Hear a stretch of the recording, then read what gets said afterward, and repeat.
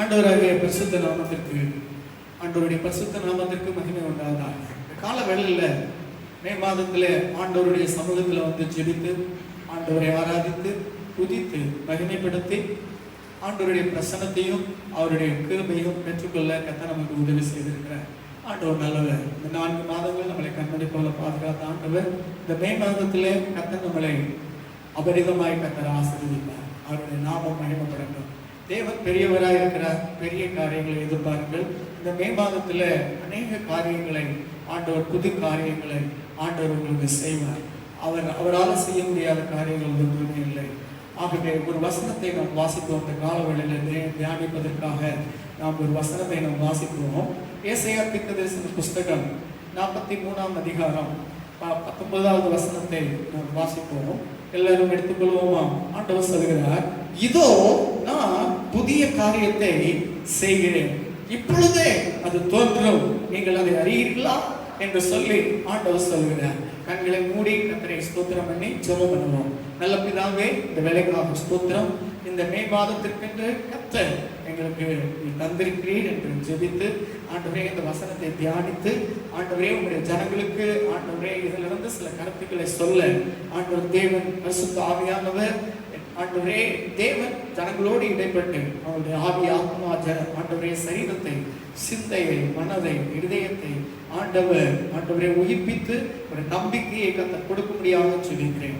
என்னை தரைமட்டமாய் தாக்குகிறேன், உன்னை உயர்த்துகிறேன். ஆவியானவர் கிரியை செய்யும். இயேசு கிறிஸ்துவின் உன்னத நாமத்தில் துதி ஸ்தோத்திரங்களை ஏறெடுத்து ஜெபம் செய்கிறேன். ஜீவனுள்ள பிதாவே, ஆமென். கர்த்தர் நல்லவர். ஆண்டவர் இந்த வசனத்திலே 43வது அதிகாரம் 19ஆம் வசனத்திலே ஆண்டவர் சொல்லும்போது, நான் புதிய காரியத்தை செய்கிறேன். ஆண்டவர் இந்த மே மாதத்துல நமக்கு புதிய காரியத்தை ஆண்டவர் செய்ய போகிறார்.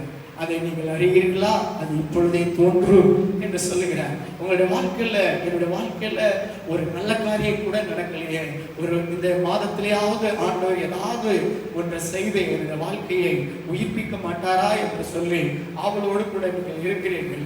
நீங்கள் நம்முடைய பரிசுத்தவானுடைய வாழ்க்கையை நீங்கள் பார்த்தீர்கள். சார்ஜ் உள்ள அவர் ஜெபிப்பார், அவர் வேதத்தை வாசிப்பார், அவர் அனாதை சிறுவர்கள் அவர்களை தத்தெடுத்து அவர்களை அவர் போஷித்து நடத்தினார் என்றுதான் நீங்க கேள்விப்பட்டிருக்கிறீர்கள். ஆனால் அவருடைய வாழ்க்கையில பார்த்தீங்கன்னா, அவர் இளமை வயதில் அவர் பாவம் செய்ததுனால அவரால் நிற்க முடியாது, நடக்க முடியாது. கொஞ்ச நேரம் அவருடைய தசை பிடிப்புகள் அவரை நிற்க முடியாதபடி அவர் தள்ளாடி கொண்டிருந்தார்.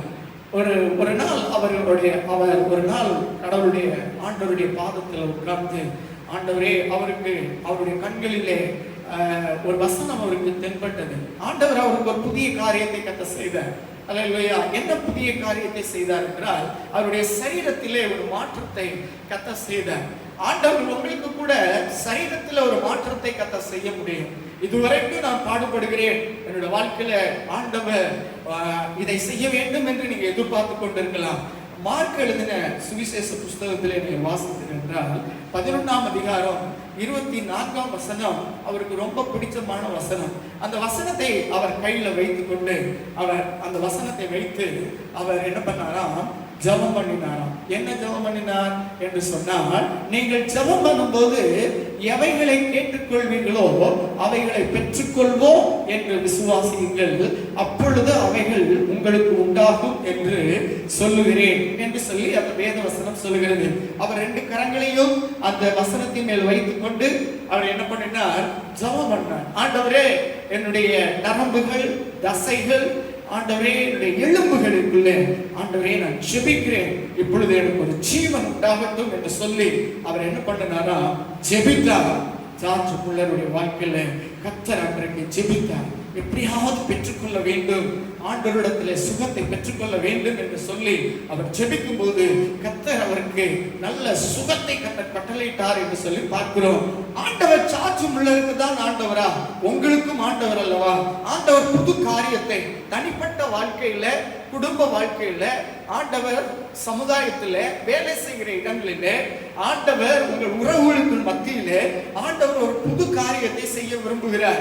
அந்த புது காரியத்தை எதிர்பார்த்து நீங்கள் ஜெபிக்கும் போது நான் அதை பெற்றுக்கொள்வேன் என்று சொல்லி முழு விசுவாசத்தோடு நீங்கள் ஜெபித்தீர்கள் என்றால் கர்த்தர் அந்த ஜெபத்துக்கு பதில் தருவார். இப்பொழுது வேத வசனத்தை நம்ம வாசித்தோம் என்றால் ஆண்டவர் அதற்கு பிறகு அவருடைய ஊழியங்கள் வித்தியாசமாக மாறினது. ஆண்டவர் ஆயிரக்கணக்கான ஜெபத்துக்கு அவர் பதில் கொடுத்திருக்கிறார். ஆனா ஆண்டவர் அநேக ஆயிரம் பிள்ளைகளை தத்தெடுத்து கர்த்தருக்காக அவர் ஆண்டவர் ஊழியம் செய்தார் என்று சொல்லி பார்க்கிறோம். கர்த்தர் உங்களையும் கர்த்தர் அப்படி ஆசீர்வதிப்பாராக. இந்த வேத வசனத்திலே நீங்கள் வாசித்தீர்கள் என்றால் இதோ புதிய காரியத்தை நான் செய்கிறேன் என்று சொல்லி பார்க்கிறோம். புதிய காரியத்தை செய்கிறேன், இப்பொழுதே அதை தோன்றும், அதை நீங்கள் அறிவீர்களா என்று சொல்லிவிட்டு ஆண்டவர் சொல்கிறார், வனாந்தரத்தில் வழிகளையும், ஆண்டவர் சொல்றார், நான் வனாந்தரத்தில் வழியையும் அவாந்தர வழியில் ஆறுகளையும் உண்டாக்குவேன் என்று சொல்லுகிறார். அப்பொழுது ஆண்டவர் அடுத்து நீ அதற்கு முந்தின வசனத்தை வாசித்தீர்கள் என்றால் முந்தினவைகளை நினைக்க வேண்டாம், பூர்வமானவைகளை சிந்திக்க வேண்டாம். பழைய காரியங்கள் அல்லேலூயா முன்னாடி நம்முடைய வாழ்க்கையில நடந்த காரியங்கள் எதையும் சிந்திக்காதபடி ஆண்டவருடைய பாதத்தில் உட்கார்ந்து கர்த்தாவே எனக்குடைய வாழ்க்கையில ஒரு புதிய காரியத்தை செய்யும் என்று சொல்லி நீங்கள் ஜெபித்தீர்கள் என்றால் கர்த்தர் உங்களுடைய வாழ்க்கையில ஒரு புதிய காரியத்தை செய்வார். ஆமென். தேவனுக்கு மகிமை உண்டாவதாக. புதிய காரியம் என்றால் என்ன? இதில் பார்க்கிறோம், எபிரேய மொழியில நல்ல மொழி, கருத்து ஆழமிக்கமான மொழி, வார்த்தைகள் கொடுக்கப்பட்டிருக்கிறது. ஒவ்வொரு வார்த்தைக்கும் ஆண்டவர் ஒவ்வொரு அந்த மொழிக்கு ஒவ்வொரு அர்த்தங்களை கற்றுக் கொடுக்கிறார். ஆனால் தமிழ் மொழியில பார்த்தீர்கள் என்றால் ஒரு வார்த்தைக்கு பல அர்த்தங்கள் உண்டு. அப்படி பார்க்கும் பொழுது இரண்டு லாங்குவேஜ்களுக்கும், இரண்டு மொழிகளுக்கும் வித்தியாசம் இருக்கிறது. தமிழ்ல ஒரு அர்த்தம் சொல்ல பல வார்த்தைகள் இருக்கிறது. we have language wealth, ஹalleluya. அதனால நிறைய என்ன செய்யறது, அப்படி நீங்க நிறைய லாங்குவேஜ் நமக்கு இருக்கிறதுனால அது ஒரு வார்த்தைக்கு அநேக வார்த்தைகள் கொடுக்கப்பட்டிருக்கிறது. ஆண்டவர் ஒரு வார்த்தைக்கு பல அர்த்தங்கள் சொல்லும். அப்ப இங்க போட்ட வார்த்தை அங்க வேற மாதிரி இருக்கும், அங்க போட்ட வார்த்தை இங்க வேற மாதிரி இருக்கும். ஆனா ஹீப்ரூல பாத்தீங்கன்னா டோட்டல் கான்செப்ட் டோட்டலா நீங்க அதை வாசித்து பார்த்து கான்டெக்ஸ்ட் எப்படி இருக்குது என்று தெரியாம வார்த்தையின் அர்த்தத்தை நாம எடுக்க முடியாது. பிரியமானவர்களே, ஒரு கிளாசிக் லாங்குவேஜ் தான் இந்த ஹீப்ரு லாங்குவேஜ் என்று சொல்லப்பட்டிருக்கிறது. ஆண்டவர் நல்லவர். அந்த மொழியிலே ஏசாயா தீர்க்கதரிசன புத்தகங்கள் பாத்தீங்கன்னா ஹைலிஸ்டஸ் ஸ்காலர்லி புக் என்று சொல்லுகிறார்கள். அப்ப விசேஷமாக லிட்டரலியா புக் இது ஆண்டவர் தீர்க்கதரிசன புத்தகம். எபிரேய இலக்கியத்தில் அழகான ஒன்று என்னன்னா, தீர்க்கதரிசன புஸ்தகம் என்று சொல்லும்போது கவிதைகள், பாடல்கள் நிறைய சேர்ந்து இருக்கும். இந்த தீர்க்கதரிசன புஸ்தகம் ஏசாயாவிலே எபிரேய மொழியில் இந்த வார்த்தை, புதிய வார்த்தை என்கிற வார்த்தை, ரெண்டு வார்த்தையும் ஒரே வார்த்தையாக ஹீப்ருவிலே சொல்லப்பட்டிருக்கிறது. பிரியமானவர்களே, ஒரே வார்த்தை. அது என்ன வார்த்தை என்றால் காதாஸ் என்கிற வார்த்தை. அல்லேலூயா. காதாஸ் என்ற வார்த்தைக்கு என்ன அர்த்தம் என்றால் ஃப்ரெஷ், அல்லேலூயா, நியூ, ஃப்ரெஷ், அல்லேலூயா, ரினியூ என்று சொல்லி போடப்பட்டிருக்கிறது. ஆண்டவர் ஏற்கனவே இருக்கிற ஒன்றை அழகாக்க முடியும். ஆண்டவர் உங்களுடைய வாழ்க்கையில காதாஸ் என்ற வார்த்தையின் எபிரேய வார்த்தைக்கு என்ன அர்த்தம் என்றால், ஆண்டவர் உன்னுடைய வாழ்க்கையில ஆண்டவர் சொல்கிறார், அலங்கோலமாக இருக்கும் ஒன்றை அழகாக்க முடியும் என்று அதிலே கொடுக்கப்பட்டிருக்கிறது. ஃப்ரெஷ், நியூ, அல்லேலூயா, புதுசா, அல்லேலூயா, ரினியூ, அல்லேலூயா என்ற வார்த்தைகள் பயன்படுத்தப்பட்டிருக்கிறது. உங்கள் வாழ்க்கை, என் தேவன் உங்கள் வாழ்க்கையிலே அலங்கோலமாக வாழ்க்கை இருக்கலாம், தனிப்பட்ட வாழ்க்கை இருக்கலாம், குடும்ப வாழ்க்கை இருக்கலாம், பிள்ளைகளுடைய வாழ்க்கை அலங்கோலமா இருக்கலாம், அது சீர்படாத ஒரு சூழ்நிலையில இருக்கலாம். ஆனா ஆண்டவர் சொல்கிறார், இன்றைக்கு ஆண்டவர் உன் வாழ்க்கையும், உன் குடும்பத்தின் வாழ்க்கையும், உன்னுடைய பிள்ளைகள் வாழ்க்கையும், உன்னுடைய வேலை ஸ்தலங்களிலும் அல்லேலூயா கர்த்தர் அலங்கோலமாய் இருக்கிற வாழ்க்கையை கர்த்தர் உனக்கு சாட்சியாய் இந்த மே மாதத்திலே கர்த்தர் உங்களுக்கு மாற்ற போகிறார். கரங்களை தட்டி கர்த்தரை மகிமைப்படுத்துவோமா? கர்த்தருடைய நாமம் மகிமைப்படட்டும். ஆண்டவர் சொல்கிறார், உங்க வாழ்க்கையில் அலங்கோலமாக இருக்கும் ஒன்றை ஆண்டவர் அழகாக மாற்ற முடியும். அதன் அர்த்தம் என்ன என்றால், to be new, renew, repair. அல்லேலூயா. நல்ல கவனமா பாருங்க, இந்த வார்த்தைக்கு அர்த்தத்தை பாருங்க. to be new, renew, repair என்று சொல்லி இதனுடைய வார்த்தைகள். கார் உங்களுக்கு புதுசா இருக்கிற கார் எங்கேயோ ஒரு இடத்துல நீங்க சேதம் ஆயிடுச்சு, அதை கொண்டு போய் கடையில கொண்டு போய் கொடுக்கும் போது அவன் என்ன பண்றான், உள்ள என்ன செய்யறானே தெரியாது. ஆனா வெளியில வந்துட்டு அந்த ஒடுக்கெல்லாம் எடுத்து அதை நல்லா சீரமைத்து நல்ல பெயிண்ட் அடிச்சு நல்ல கண் கவலரா நல்ல லுக்கா வெளியில கொண்டு வந்து தரான். அப்ப தரும்போது நம்ம பார்க்கிறோம், இவனால எப்படி இதை செய்ய முடிகிறது என்று சொல்லி. நான் அப்படி ஒரு ரிப்பேர் ஷாப். அல்லேலூயா. நான் சொல்லுவேன், உங்களுடைய தனிப்பட்ட வாழ்க்கையில, ஒரு குடும்ப வாழ்க்கையில, பிள்ளைகளுடைய வாழ்க்கையில, அல்லேலூயா, பிள்ளைகள் கீழ்ப்படியாதபடி, பிள்ளைகளுக்கு சொல் பேச்சு கேட்காதபடி, அல்லேலூயா, வேலை ஸ்தலங்களிலே உங்களை சுற்றிலும் பயங்கரமான கூட்டங்கள் விரோதமாய் எழும்பி உங்க பேரை அவமாக்கி வைத்து விட்டார்களோ, கவலைப்படாதீங்க. தேவ பிரசன்னம் தான் நல்ல ஒரு ஒர்க்ஷாப். அல்லேலூயா. தேவ பிரசன்னம் தான் நல்ல ஒரு பணிமனை. அல்லேலூயா. அந்த பணிமனைக்கு போய் நீங்க முழங்கால் படியிட்டு நீங்கள் ஜெபம் பண்ணுங்க. ஆண்டவருடைய சமூகம் தான் ஒருவருடைய வாழ்க்கையை, அலங்கோலமாய் இருக்கிற வாழ்க்கையை அலங்காரமாய் மாற்றுகிற ஆண்டவருடைய சமூகம். தேவ பிரசன்னத்திலே நீங்கள் முழங்கால் படியிட்டு ஆண்டவரிடத்துல ஜெபம் பண்ணுங்கள். ஆண்டவர் ஜெபிப்பார். ஆண்டவர் ஜெபித்து, ஆண்டவர் நம்முடைய ஜெபங்களை கேட்டு நம்முடைய வாழ்க்கையில அற்புதங்களை செய்கிறார். அல்லேலூயா. ஈசாக்கின் இடத்துல யாக்கோபு வந்து அவன் ஆசீர்வாதத்தை பெற்றுக்கொண்டு போய்விட்டான். திரும்ப ஏசா போய் கேட்கிறான், ஆண்டவர் தகப்பனே, எனக்கு வேற எந்த ஆசீர்வாதமும் இல்லையா என்று சொல்லி, என்னை ஆசீர்வதியோ என்று சொல்லி அவன் தகப்பனிடத்திலே கேட்கிறான். அப்படி நீங்க ஆண்டவரிடத்துல போய் ஆண்டவரிடத்துல தனிப்பட்ட விதத்திலே நீ முழங்கால் படியிட்டு ஆண்டவருடைய சமூகத்திலே நீ ஜெபிக்கும் போது உன் அலங்கோலமான வாழ்க்கை அலங்காரமாய் கர்த்தர் மாற்றுவார். ஹல்லேலூயா. ஆண்டவர் என்ன பண்ணுவார், நான் உள்ளே உன்னை சரி செய்து, ஹல்லேலூயா, அந்த காருக்குள்ளே உள்ள சரி செய்ய வேண்டிய காரியங்களை செய்து சீர் செய்து முழு திருப்தியாக இருக்கும் அளவுக்கு நான் செய்வேன் அப்படின்னு சொல்லி ஆண்டவர் சொல்லுகிறார். அந்த காலவேளையில புதிய காரியம். ஹல்லேலூயா. என் வாழ்க்கையில ஒரு புதுசா எதுவுமே நடக்க மாட்டேங்குது, எல்லாமே பழசா இருக்குது அப்படின்னு நினைக்கிறீங்களா? உங்க குடும்பத்துக்கு புதுசான காரியங்கள் நடக்கும். ஹல்லேலூயா. நியூ பிராண்டை ஆண்டவர், இதுவரைக்கும் வெளிவராத காரியத்தை கர்த்தர் உங்க வாழ்க்கையில ஆண்டவர் செய்வார். இதனுடைய அர்த்தத்தை பார்த்தீங்க என்றால், நியூ திங், ரிப்பேர். ஹல்லேலூயா. ஆண்டவர் சொல்கிறார், I will rebuild. ஹல்லேலூயா. ஆண்டவர் சொல்கிறார். அடுத்தது ரீபில்டிங். ஆண்டவர் சொல்கிறார். அதே வார்த்தை ரீபில்ட் என்று சொல்லும்போது திரும்ப கட்டுவேன், நான் உன்னை மறுபடியும் கட்டுவேன்.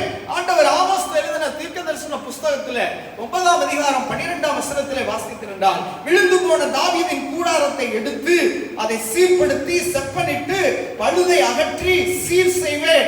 அது முன் இருந்த நிலைமைக்கு நான் திரும்பவும் கொண்டு வந்து அதை ஆசீர்வதிப்பேன் என்று சொல்லி ஆமோஸ் தீர்க்கதரிசன புத்தகம், அல்லேலூயா, 9ஆவது அதிகாரம் 12ஆம் வசனத்திலே நாம் பார்க்கிறோம். புதிய காரியம் ஆண்டவர் சொல்கிறார்.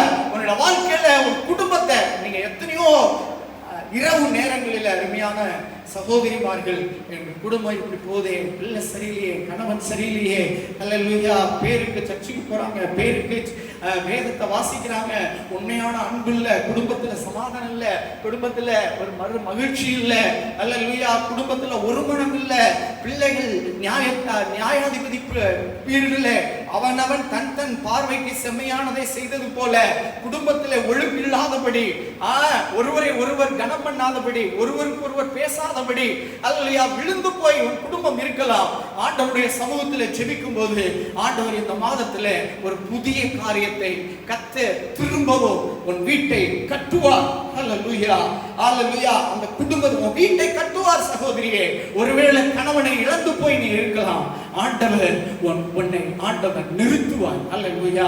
உன்னை சரி பண்ணி உன் குடும்பத்தை உன் பிள்ளைகளை எல்லாரும் தலை நிமிர்ந்து பார்க்கிற அளவிற்கு அவர் கேர் எடுத்து உன் வாழ்க்கையை கட்டுவார், சீர்படுத்துவார்.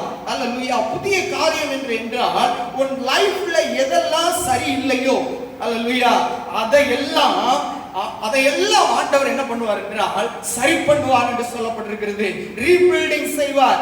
அந்த இடத்தில் தான் ஹல்லேலூயா எதெல்லாம் சரி இல்லையோ அந்த இடத்துல தான் தேவன் அதையெல்லாம் மறுபடியும் ரீபில்டிங் செய்து கட்டுவார். ஹல்லேலூயா. நீங்க ஏசாயா தீர்க்கதரிசன புஸ்தகம் 25ஆம் அதிகாரம் 4ஆம் வசனத்தை நீங்கள் வாசித்தீர்கள் என்றால் ஏசாயா 25:4 நீங்கள் வாசித்தீர்கள் என்றால் ஒரு அழகான வசனம். கொடூரமானவர்களின் சீரல் மதிலே மோதி அடிக்கிற பெருவெள்ளத்தை போல் இருக்கையில் நீர் ஏழைக்கு பலனும் நெருக்கப்படுகிற எளியவனுக்கு திடனும் பெருவெள்ளத்துக்கு தப்பும் அடைக்கலமும் வெயிலுக்கு ஒதுங்கும் நிழலுமானி. வெயிலுக்கு ஒதுங்கும் நிழலுமானி. கவலைப்படாதீங்க. இந்த வசனத்தை வைத்து ஜெபம் பண்ணுங்கள். ஆண்டவர் உன் வீட்டை கட்டுவார், உன் பிசினஸை கட்டுவார். இந்த 2 மாதங்களிலே என்னுடைய பிசினஸ் வீக் ஆயிடுச்சு, ஹல்லேலூயா, என்னுடைய தொழில் வீக் ஆயிடுச்சு, உன்னை என்ன செய்ய போறேன்னு தெரியலையே, திரும்ப அதை எப்படி கட்ட போறேன், என் குடும்பத்தை எப்படி கட்ட போறேன், ஹல்லேலூயா, பினான்சியல்ல பணம் கட்ட முடியாம ஹல்லேலூயா நான் கஷ்டப்படுறேனே, பொருளாதாரத்துல நான் என்ன பண்ண போறேன் அப்படின்னு சொல்லி ஏக்கத்தோட இருக்கலாம். ஆண்டவர் சொல்றேன், இதோ நான் உனக்கு புதிய காரியத்தை உனக்கு செய்கிறேன் மகளே, பயப்படாதே, திடமனதா இரு, நான் உன்னோடு கூட இருந்து நான் செய்யும் காரியம் பயங்கரமா இருக்கும். உனக்கும் ஆண்டவருக்கு தான் தெரியும் என்ன மாதிரி காரியத்துல ஆண்டவர் உனக்கு புதிய காரியத்தை செய்ய போகிறார் என்று. கர்த்தருடைய நாமத்துக்கு மகிமை உண்டாவதாக. ஹல்லேலூயா. பயப்படாதே, விசுவாசம் உள்ளவனாயிரு, கர்த்தரை நோக்கி பார், உன் முகத்தை பிரகாசமாய் மாற்றுவார், உன் குடும்பத்தை பிரகாசமாய் மாற்றுவார், உன் தொழில், உன் குடும்பம், உன் படிப்பு, உன் வேலை, ஹல்லேலூயா, உன் வாழ்க்கை, ஆண்டவர் ஒரு புதிய காரியத்தை செய்து எதையாவது உன்னை செய்து உன்னை வாழ வைப்பார், உன்னை தலை நிமிரம் பண்ணுவார். பிரியமானவர்களே, ஹல்லேலூயா. ஒருவேளை உன் வாழ்க்கை ஆவிக்குரிய வாழ்க்கை செத்து போய் இருக்கலாம், செத்து சுண்ணாம்பாய் போய் இருக்கலாம். ஹல்லேலூயா. உன்னை மறுபடியும் ஆண்டவர் சொல்லுகிறார், கட்டுவேன்.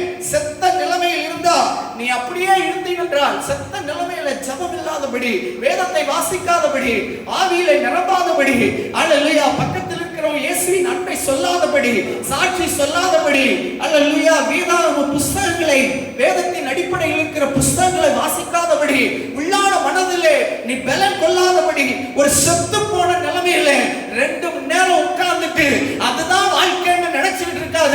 அதுக்கு பிறகு வாழ்க்கை இருக்கு.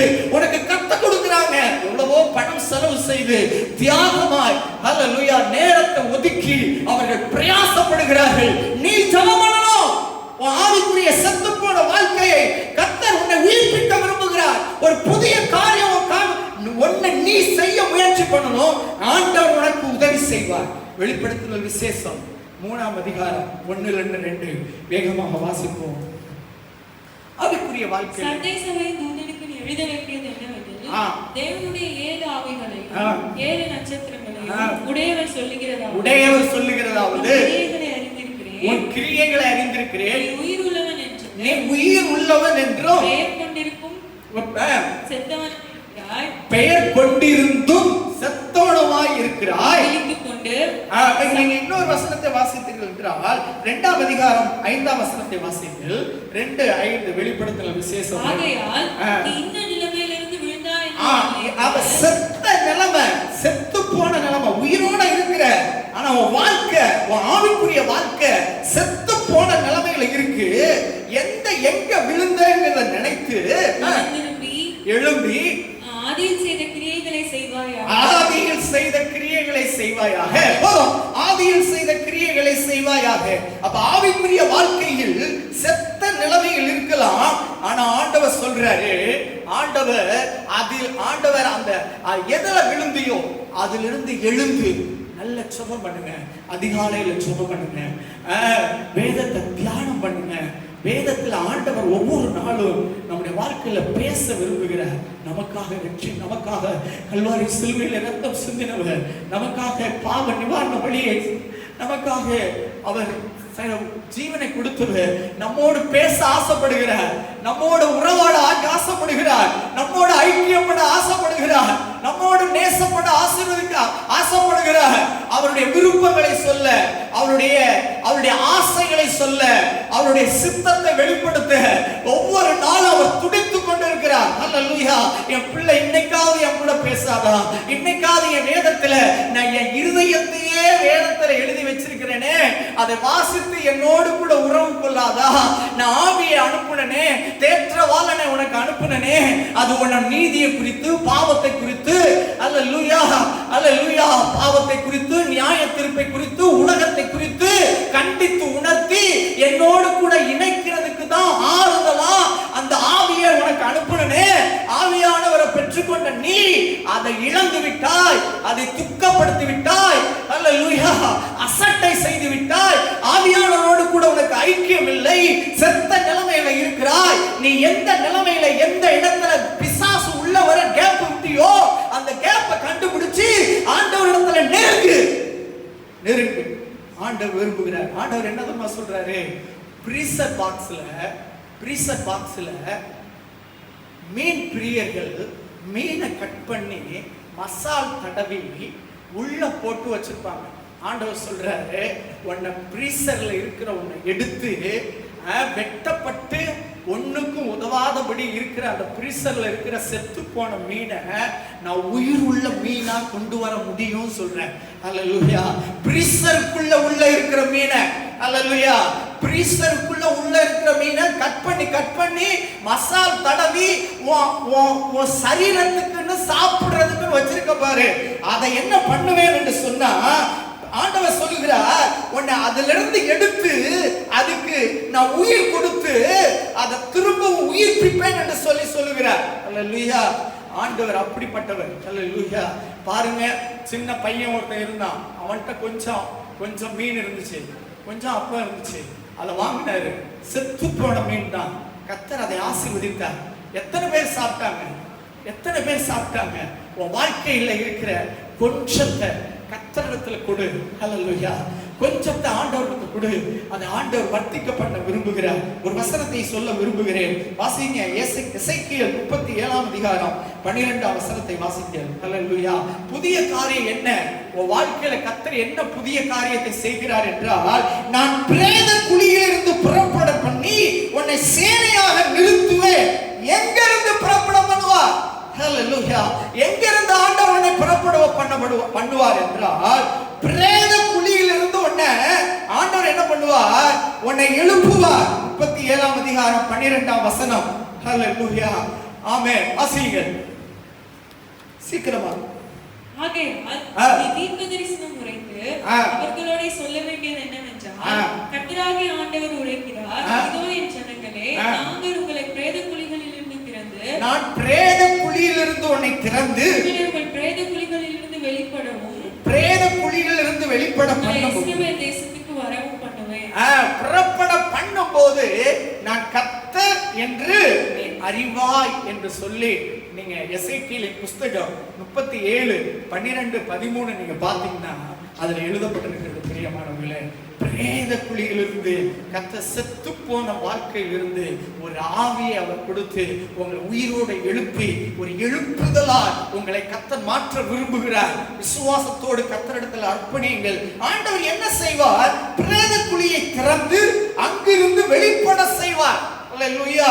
உங்கள் வாழ்க்கை இடிக்கப்பட்டு பாழடைந்து இருக்கிற உங்கள் வாழ்க்கையை ஆண்டவர் என்ன பண்ணுவார்னா மிகப்பெரிய மாளிகையாக மாற்ற முடியும்.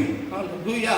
உங்களுடைய வாழ்க்கையை மாளிகையாய் மாற்ற முடியும். உங்க வாழ்க்கை ஸ்தலம் அடைந்து போய் அல்லேலூயா பாருங்க, அடைந்து போய் யாரும் உள்ள போகாதபடி அது பயங்கரமான நெரிஞ்சலும் முட்களும் நிரப்பப்பட்ட வீடா இருக்கலாம்.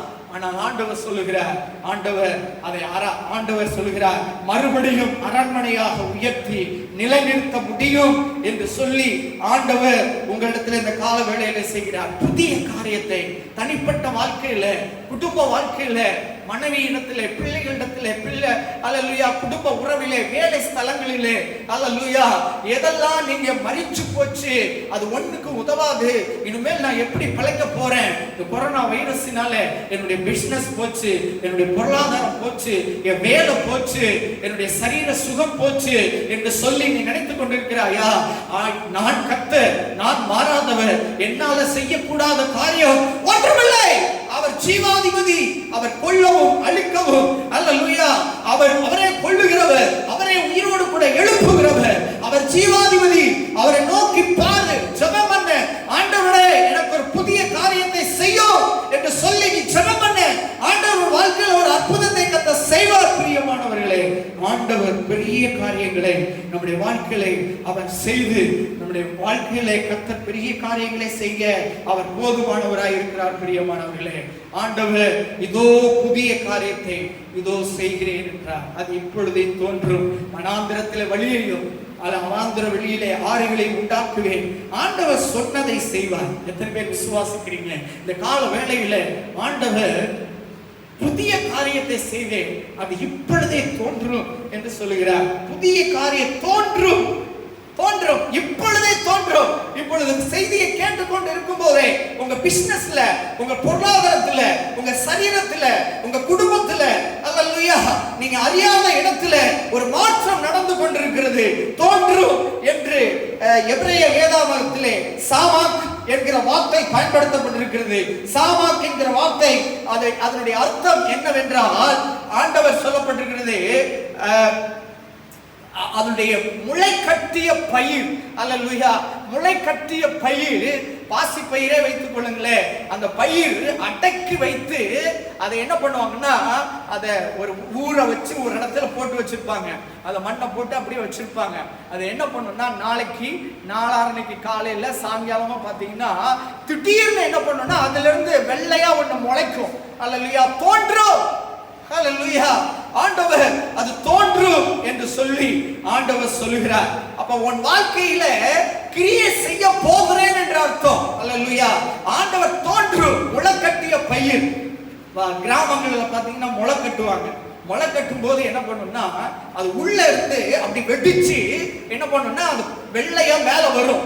சோ அதே போல ஆண்டவர் என்ன சொல்றாருன்னா, நீ விரும்பினாலும் விரும்பாட்டியும், நீ என்னைக்கோ ஜெபித்த ஜெபத்துக்கு இன்னைக்கு இந்த மே மாசத்துல அது வெள்ளையா வெளியில வரப்போகுது. ஹல்லேலூயா, அது வெடிச்சு வெளியே வரப்போகுது.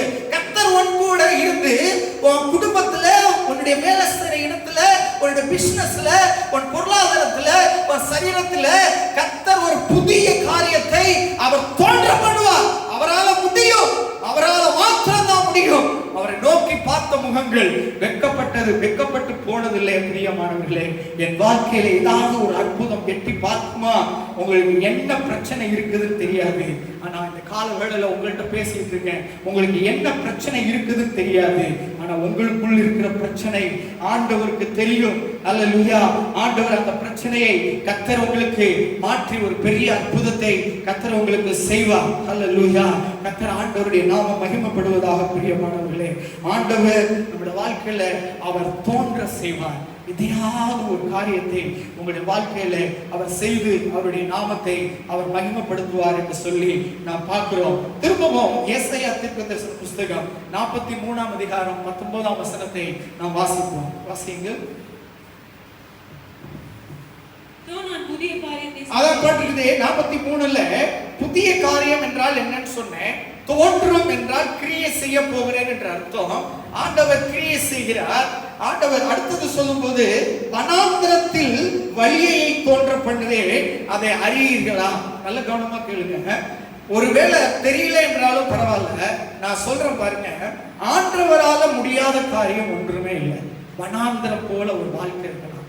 ஹல்லேலூயா. ஒரு வனாந்தரமான ஒரு சூழ்நிலை இருக்கலாம். இந்த வனாந்தரமான சூழ்நிலையில ஆண்டவர் வனாந்தரத்தை ஆண்டவர் பாலைவனம் போல இருக்கிற வாழ்க்கையை சோலைவனமாய் கர்த்தர் மாற்றுவார். இதுக்கு ஒரிஜினல்ல பாத்தீங்கன்னா, வனாந்தரத்தில் வழியை உண்டாக்குவேன், அவாந்தர வெளியில் ஆறுகளை உண்டாக்குவேன் என்று சொல்லி போடப்பட்டிருக்கிறது. பிரியமானவர்களே, ஒரிஜினல்ல என்ன இருக்கு என்று சொன்னா வெட்ட வெளி என்று சொல்லப்பட்டிருக்கிறது. அல்லேலூயா. வனாந்தரம் என்று சொன்னா வெட்ட வெளி இருக்கிற இடத்துல வழியை உருவாக்குவே என்று சொல்லுகிறார். அப்ப வனாந்தரத்தில் வழியை உண்டாக்குறது ரொம்ப கஷ்டம். வனாந்தரத்துல வனாந்தரமான வாழ்க்கை, ஒரு வாழ்க்கை வனாந்தரமா இருக்கும்.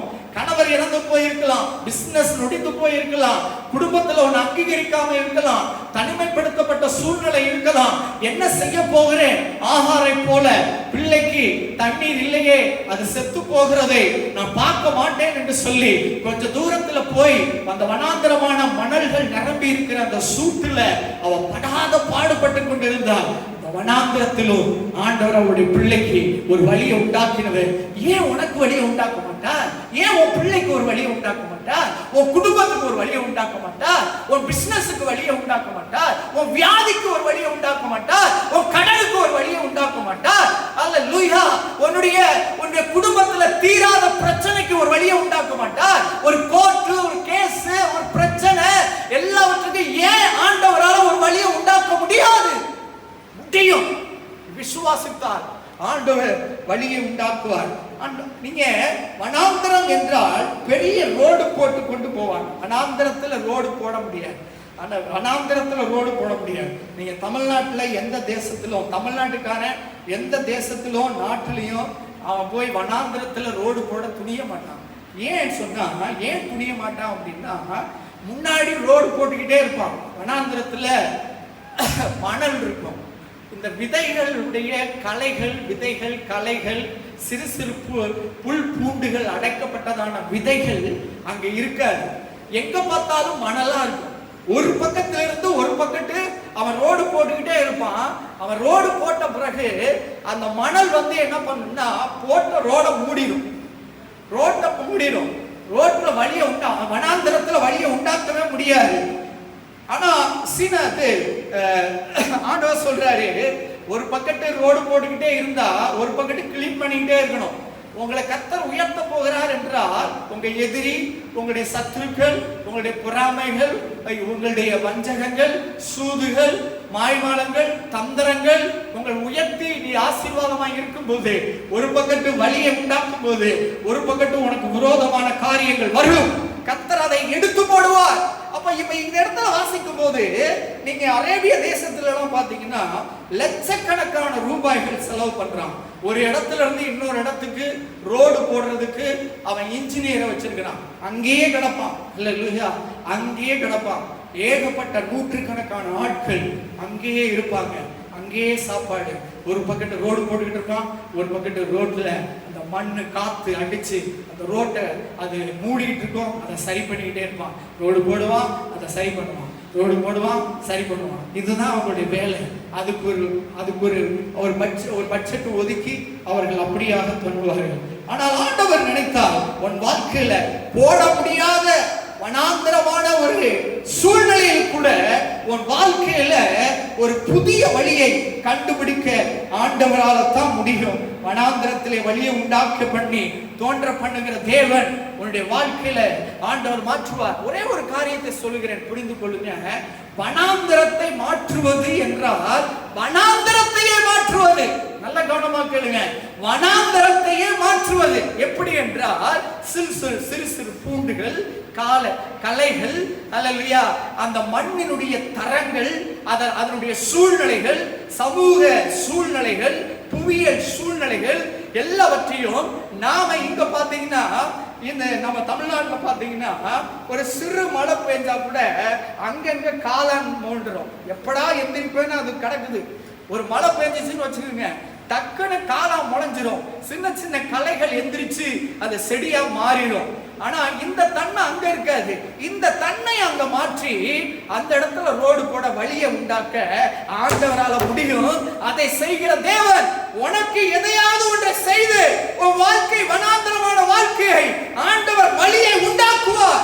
உன் முன்னிருந்த நிலைமையை காட்டிலும் உன் வாழ்க்கையை ஒரு பெரிய மகிமை உள்ளதாய் கர்த்தர் மாற்றுவார். பிரியமானவர்களே, ஒரு ஃப்ரூட்ஃபுல் இல்லாத ஒரு வாழ்க்கையை கர்த்தர் உன் வாழ்க்கையை கர்த்தர் ஒரு ஃப்ரூட்ஃபுல் உள்ள வாழ்க்கையாய் மாற்றி ஆண்டவர் ஒரு பார்னஸ் இருந்த இடத்தை மாற்றி செத்து போன அந்த வனாந்தரத்தை உயிர் பெற செய்ய, உன் வாழ்க்கையை செத்து போய் இருக்கிற அந்த வாழ்க்கையை உயிர் பெற செய்து உன்னை வாழ வைக்க அவரால் மாத்திரம்தான் முடியும்.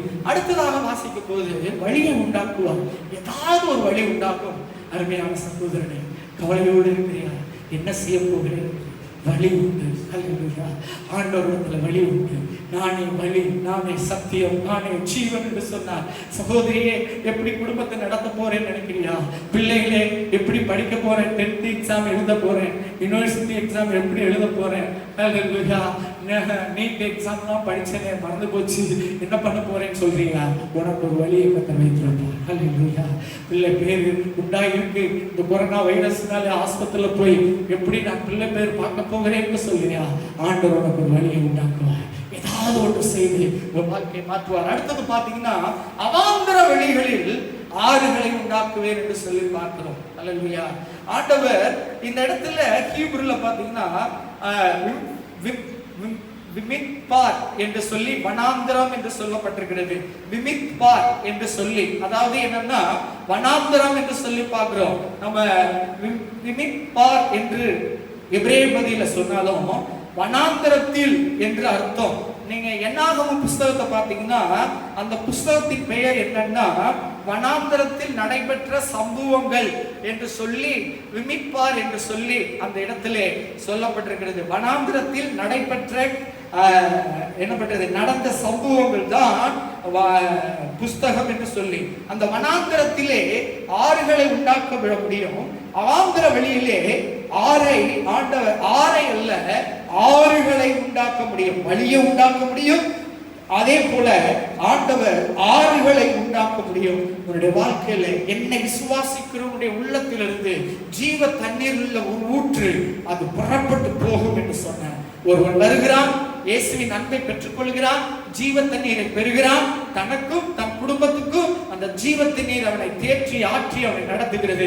ஆனால் இன்னொருத்தன் வருகிறான், தன் குடும்பம் தனக்கு தன் குடும்பத்துக்கு ஆசீர்வாதமாக இருக்கிறான், அவன் மற்றவர்களுக்கு அவன் எங்கெல்லாம் போகிறானோ அந்த ஜீவ தண்ணீர் அது எவ்வளவு பெரிய வனாந்தரமான ஜனங்கள் ஒரு ஏக்கத்தோடு தவிப்போடு பாருங்க. உலக ஜனங்கள் எல்லாரும் பயங்கரமான சோகத்துல பயத்துல அல்லேலூயா பயங்கரமான ஒரு சூழ்நிலையில ஒரு அச்சுறுத்தல்ல என்ன செய்ய போகிறோம் என்று உங்கள்கிட்ட தான் கனவு கேட்பேன்.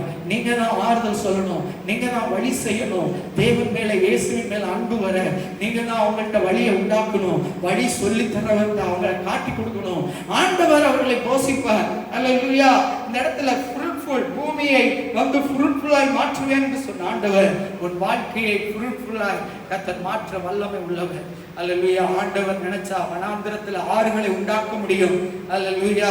ஆறுகளை மாத்திரமல்ல, உன்னுடைய வாழ்க்கையில அதிசயமான காரியங்களை அவர் செய்ய வல்லமை உள்ளவராய் இருக்கிறார். பாருங்க, நீங்க வாசித்தீர்கள் என்றால் 2 ராஜாக்களின் புஸ்தகம் 3ஆம் அதிகாரம் 15, 27 வசனங்களை நீங்கள் வாசித்தீர்கள் என்றால் அதில் ஒரு சம்பவம், வனாந்தரத்திலே வெட்டாந்தரையில் ஆறுகளை உண்டாக்குவேன் என்று சொல்லி ஆண்டவர் சொல்லுகிறார். கவனமா கேளுங்கள். இந்த புதிய மாதத்திலே அவாந்தர வெளியா இருக்கலாம், வெட்ட வெளியா இருக்கலாம், ஒன்றுக்கும் பிரயோஜனம் இல்லாத இடமா இருக்கலாம், அதுல விளைச்சலே வராது என்று சொல்லலாம், என் வாழ்க்கை அவ்வளவுதான் என்று நினைக்கலாம்.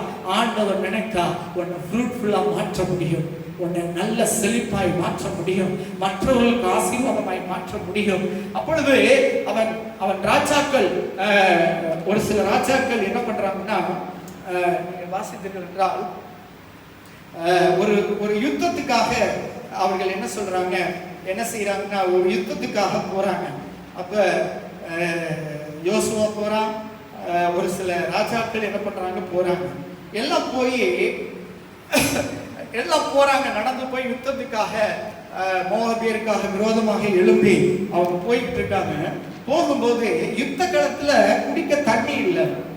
தண்ணி இல்லாதனால டயர்டாயிடுறாங்க. டயர்டாகிட்டு நீங்க எடுத்து வைத்துக் கொள்ளுங்க வேத புஸ்தகத்தை, நான் சொல்லுகிற வசனத்தை நீங்கள் வாசித்தீர்கள் என்றால் உங்களுக்கு தெரியும். பிரியமானவர்களே, வாசியுங்கள். 2 ராஜாக்களின் புஸ்தகம் 3ஆம் அதிகாரம்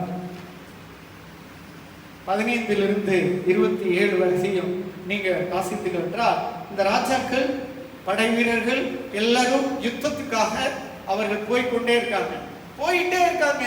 ரொம்ப டயர்ட் ஆயிட்டாங்க. அவங்க வாழ்க்கையில தண்ணீருக்காக தவிக்கிறாங்க. வெட்டாந்தர வனாந்தரம், எங்கு பார்த்தாலும் வெட்டாந்தரைகள், தண்ணீர் இல்லை, தவித்து போய் இருக்கிறாங்க.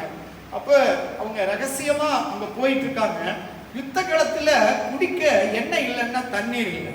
ஆனா எதிரியே நாளைக்கு சமாளிக்கணும். நல்ல டயர்ட் ஆயிட்டாங்க. என்ன பண்றது? தாகத்தா சாக போகிற நிலைமை. ஆண்டவர் சொன்னாரு. ஆண்டவர் என்ன சொல்றாருன்னா, தாகத்தோட இருக்க அவங்களுக்கு டயர்டா இருக்கிறாங்க.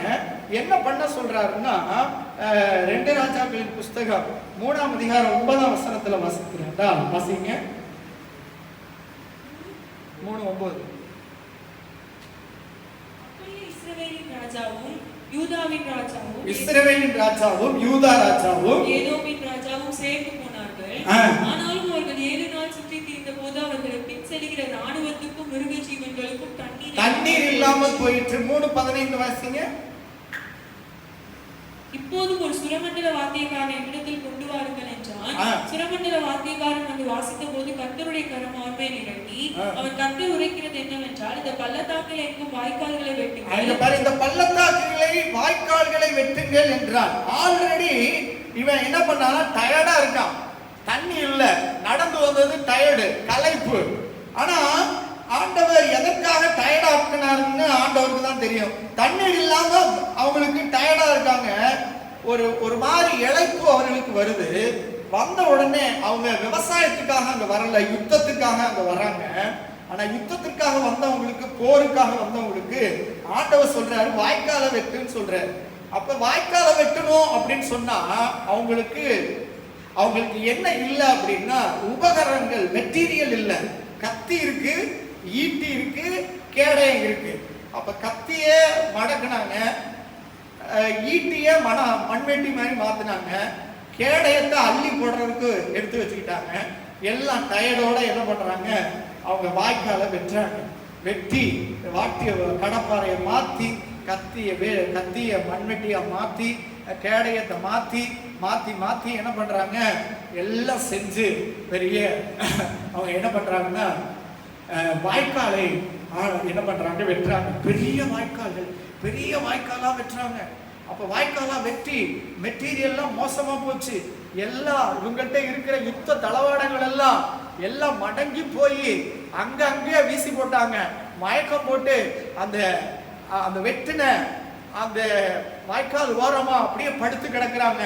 அப்ப படுத்து கிடக்கும் போது அப்ப என்ன ஆச்சுன்னா, கத்தி ஈட்டி எல்லாம் மொக்கையா மோச்சு போச்சு.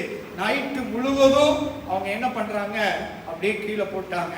ஆனா தீர்க்கதரிசி சொல்றா, வாய்க்கால வெட்டு என்று சொல்லும் போது சரி என்று மண்வெட்டிக்கு பதிலாக ஈட்டி, கத்தி, கேடயம் எல்லாத்தையும் பயன்படுத்தினாங்க. எல்லாவற்றையும் வெட்டி நோண்டி எடுத்து குடிக்கிறதுக்கு தண்ணி இல்லை, வெறும் வெட்டாந்தரையா தான் இருக்கு. வாய்க்கால் வெட்டாந்தரையா இருக்கு. விடாய்த்து போய் கதறி கொண்டு இருக்கிறாங்க. இப்ப வேலை செய்த பின்பு இழைப்பு வந்துருச்சு. எல்லாம் மயங்கி போய் கரையில அப்படியே விழுந்து போயிட்டாங்க. ஒருவேளை உங்க சொந்தம், ஒருவேளை நீங்க உழைச்சு ஒரு பயன் இல்லாதபடி, குடிக்க கூட தண்ணி, சாப்பிட்றது கூட ஆகாரம் இல்லாதபடி கஷ்டப்படுகிற சூழ்நிலை இருக்கலாம். ஆனா எல்லாரும் விழுந்தாச்சு, எல்லாம் விழுந்துட்டாங்க. அப்ப என்ன ஆச்சுன்னா, அப்ப எதிரிக்கான ஊருக்கு ஆண்டவர் என்ன பண்ணாரு, நைட்டு தூங்கும் போது ஊருக்கு அந்தாண்ட இருந்து ஆண்டவர் ஊர்ல ஒரு மழை பெய்ய செய்ய வைத்தார்.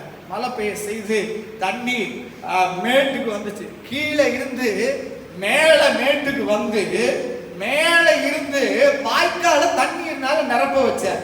ஆண்டவர் செஞ்சாருன்னா யூனிக்கா செய்வார். அல்லேலூயா. ஒரு வாழ்க்கையில இந்த மே மாசத்துல ஒரு யூனிக்கா ஒரு காரியத்தை ஆண்டவர் செய்றார். எப்படி வந்துச்சு என்று சொன்னா, இது எப்படி ஆகும் அப்படின்னா அப்படித்தான் ஆகும். ஆண்டவர் செஞ்சா அப்படிதான் செய்வார். ஒரிஜினலா தண்ணி அவங்களுக்கு தண்ணி வந்த பாதை மேட்டில் இருந்து கீழே இறங்கி வரல. கீழே இருந்து மேல என்னாச்சுன்னா, அது மேல நிலவியல் சூழ்நிலை அவங்களுக்கு அப்படி இருந்ததுனால மேலே ஏறி தண்ணி கீழே அது சைலண்டா இறங்கி அங்க கடந்து அந்த எல்லா அவங்க வெட்டின அந்த இடம் முழுவதும் தண்ணீர்னால நிரம்புச்சு. ஆனா இவங்க தண்ணீர் குடிக்க வழி இல்லாம மகிழ்ந்து விழுந்தார். ஏனென்றால் அவனை மயக்கத்தில் இருக்க வைத்தார் ஆண்டவர். அல்லேலூயா. எல்லா சூழ்நிலையும் அன்றையும் அவருடைய தீர்மானத்தின்படி அழைக்கப்பட்டவர்களாய் அவரிடத்தில் அன்பு கூறுகிறவர்களுக்கு சகலமும் நன்மைக்கு எதுவாக நடக்கிறது என்று சொல்லப்பட்டபடி ஆண்டவர் நன்மையை செய்வார். மயக்கத்தில் இருக்கிறான், அவன் ஏன் தெரியல. மழை பெய்ஞ்சிருந்தா கூட அவன் எந்திரிச்சிருப்பான். மழை பெய்யல, பக்கத்து ஊர்ல பெய்ஞ்சிருக்கு. ஆண்டவர் இவங்களுக்கு தெரியக்கூடாது என்று ஒரு பிளான் வைத்திருந்தார். ஆண்டவர் சில நேரம் மயக்க வைத்து பார்த்து வைப்பார். சில விஷயத்திற்காக சில விஷயத்திற்கு தெரிஞ்சிட்டோம்னா, அவங்க தெரிஞ்சிருந்தாங்கன்னா ஆபத்து வந்திருக்கும். கை கால் ஆட்டினா கூட அவங்களுக்கு ஆபத்து வந்திருக்கும். ஆனா என்ன மேட்ரு சொல்றேன்னா, தண்ணி இல்லாம வச்சிருந்த இவங்க மயங்கி படுத்து தூங்குறாங்க. எதிரி வந்து விட்டான். அடுத்த நாட்டு யுத்த களத்தை எட்டி பார்க்கிறான்.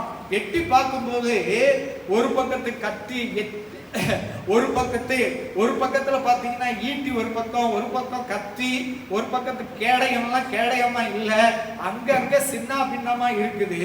சூரிய வெளிச்சம் காலையில உதிக்க வச்சாரு. சூரிய வெளிச்சம் சிகப்பா வந்துச்சு. அந்த தண்ணியில படும்போது அந்த தண்ணி முழுவதும் பார்த்தா செக்க சவேரா இருக்குது. இந்த மாதிரி சூரிய வெளிச்சம் அன்றைக்கு வந்தப்ப சரியான சிவப்பு கலப்புல அனுப்புனாரு. என்ன கலர்ல வந்துச்சுன்னா சிவப்பு கலர்ல வந்துச்சு. தண்ணி மேல அது பட்ட உடனே அவங்க எதிரிங்க என்ன பண்ணாங்கன்னா ரத்தமா தெரிந்தது.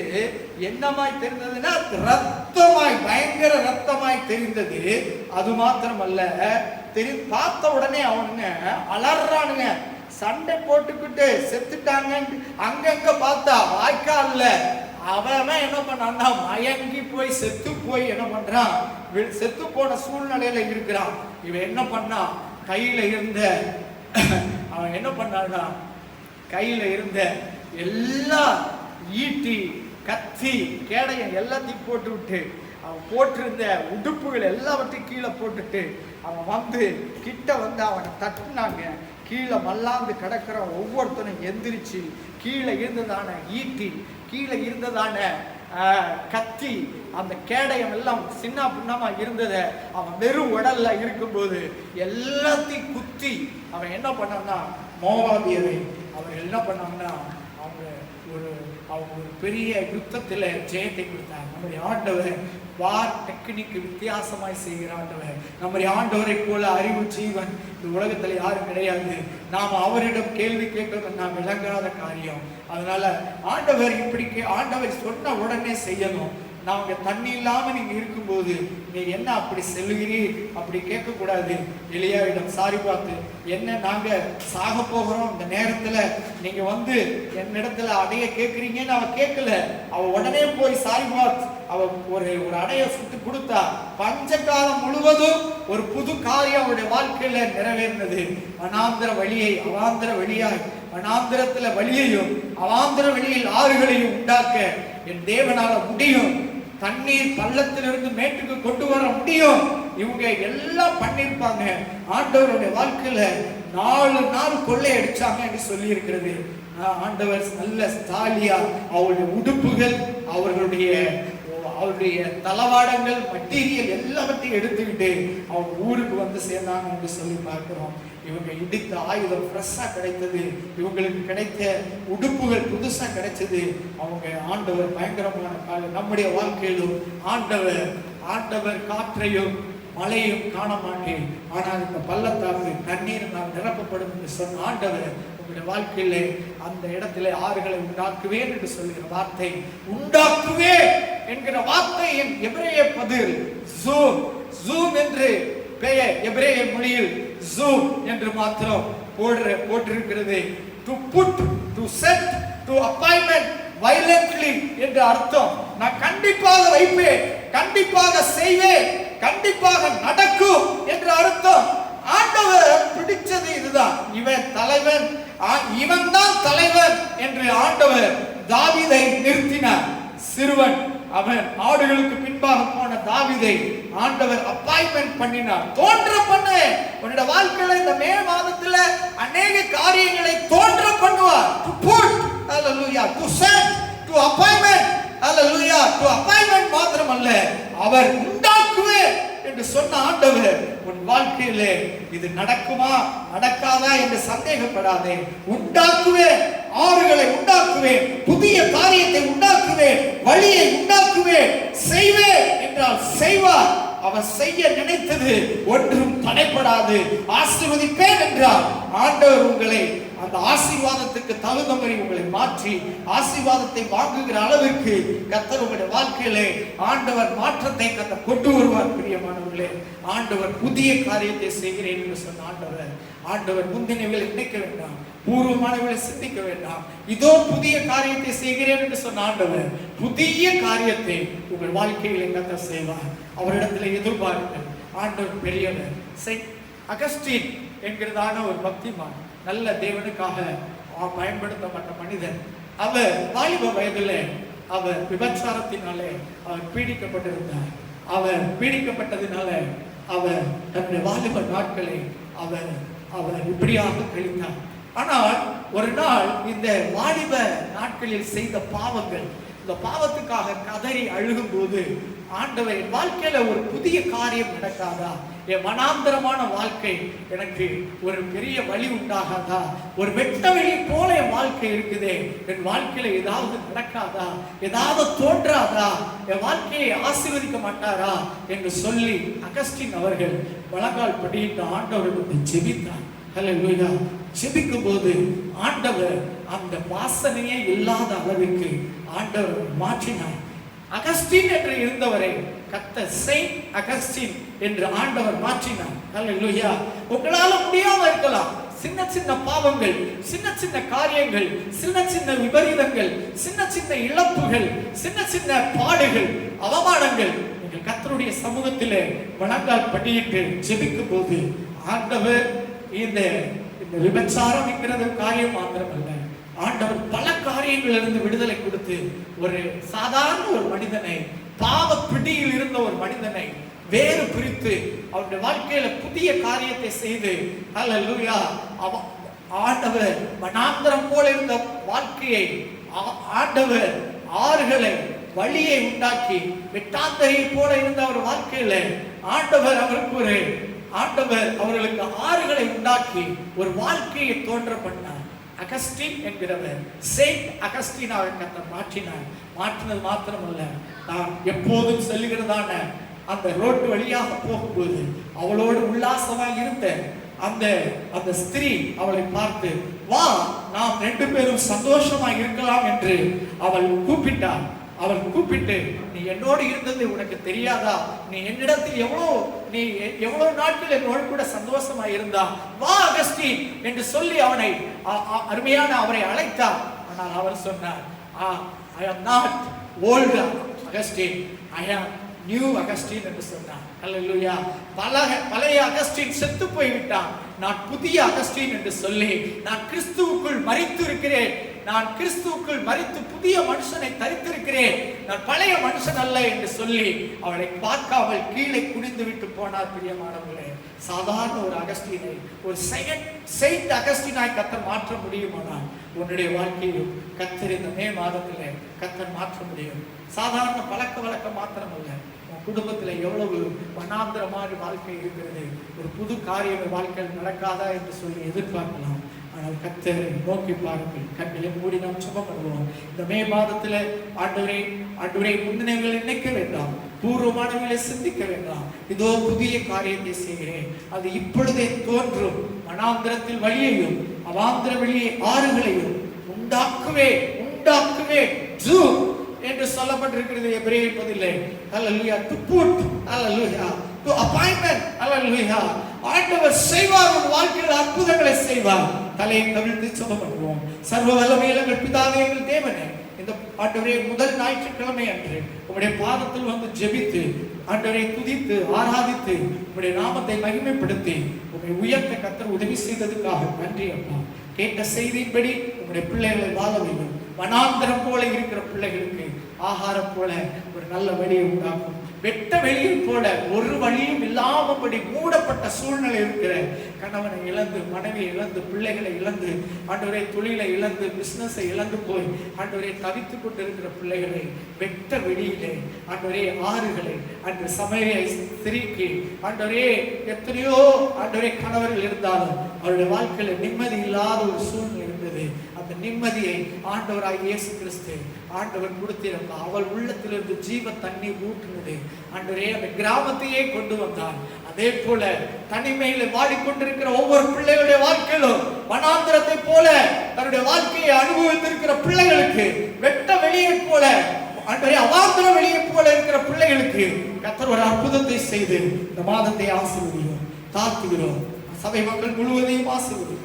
ஆண்டவரே தேசத்தை, ஆண்டவரே இந்திய தேசத்தை, ஆண்டவரே திருச்சி தமிழ்நாட்டை, திருச்சியை, ஆண்டவரே எல்லா பரிசுத்தவான்களை, எல்லா மக்களையும் கர்த்தர் ஆசீர்வதிக்க நம்முடைய நாமம் மகிமைப்படட்டும். இயேசு கிறிஸ்துவின் உன்னத நாமத்தில் துதி ஸ்தோத்திரங்கள் ஏறெடுத்து ஜெபிக்கிறோம் ஜீவனுள்ள பிதாவே, ஆமென். என் ஆத்துமாவே கர்த்தரை ஸ்தோத்திரி, என் முழு மனது பரிசுத்த நாமத்தை ஸ்தோத்திரி.